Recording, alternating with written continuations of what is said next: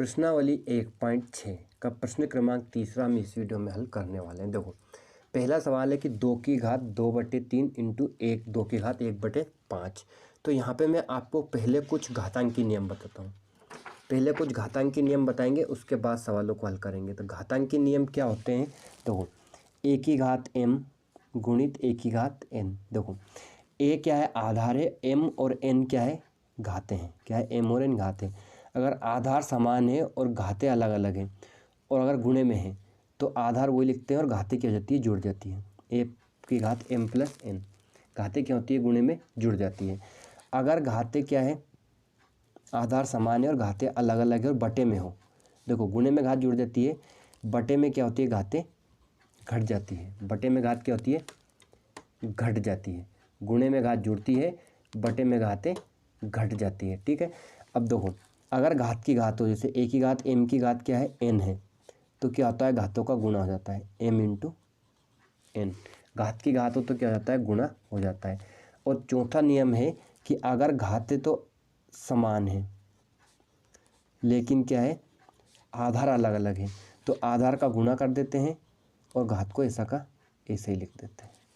ये 4 नियम है अपने इन 1.6 के जो अपन सवाल करेंगे उनमें ये 4 नियम लगेंगे। ठीक है, समझ गए क्या होता है? गुणे में घात जुड़ जाती है, बटे में घात घट जाती है और घात की घात हो तो गुणा हो जाता है। और अगर आधा घातें समान और आधार अलग अलग हो तो आधार का गुणा हो जाता है, घात ऐसी की ऐसी लिखा जाती है। तो अब करते हैं अपन प्रश्न क्रमांक पहला। देखो, ये किसमें है? गुणे में। डॉट का मतलब क्या होता है? गुणा। दोनों का आधार क्या है? 2, घातें क्या है? 2/3 और 1/5। तो यहाँ अपन पहला नियम लगाएंगे। चूँकि देखो, a की घात m गुणित a की घात n, तो क्या होता है? a की घात m प्लस n। ठीक, आधार तो समान है 2 और 2, लेकिन घातें अलग है, गुणे में है तो क्या होती है? घातें जुड़ जाएंगी।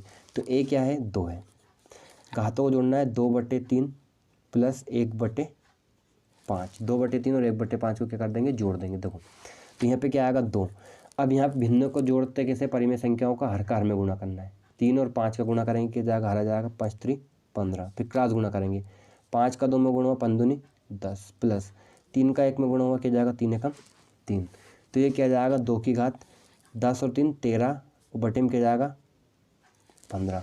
तो इसका आंसर क्या आएगा? 2 की घात 13/15। आधार को बड़ा लिखना है, घातों को छोटी लिखना, ध्यान रखना।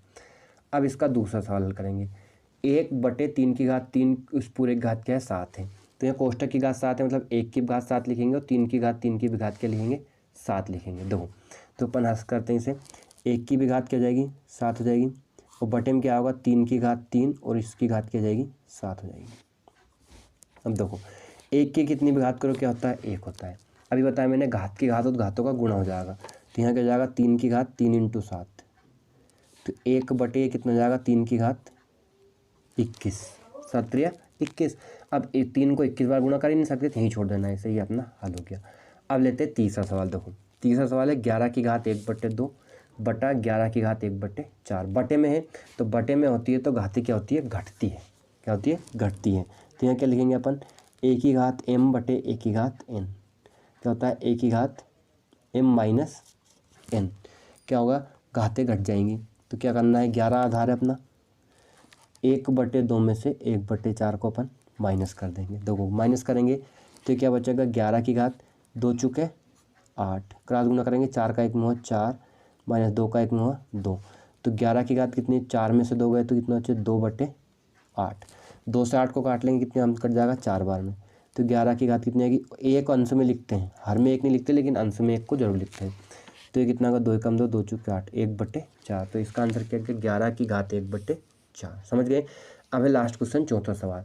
7 की घात 1/2 गुणित 8 की घात 1/2। अब यहाँ पे देखो, आधार तो समान है, घातें समान है और आधार अलग अलग है। देखो, तो क्या आएगा यहाँ पे? a की घात m डॉट a की घात n, b की घात m। तो क्या जाएगा? a b की घात m, मतलब आधार का गुणा हो जाएगा और घात ऐसी कैसी लिखा जाएगी। तो 7 और 8 का गुणा कर देंगे, 7 गुणित 8, और इसकी घात कितनी जाएगी? 1/2। तो कितना? 8 7 56 की घात क्या जाएगी? 1/2। तो ये अपने आंसर हो चुके हैं। समझ गए? कोई प्रॉब्लम नहीं। अब यहाँ से भी 100% एक सवाल जरूर पूछा जाता है हर बार परीक्षा में। धन्यवाद। Thanks for watching.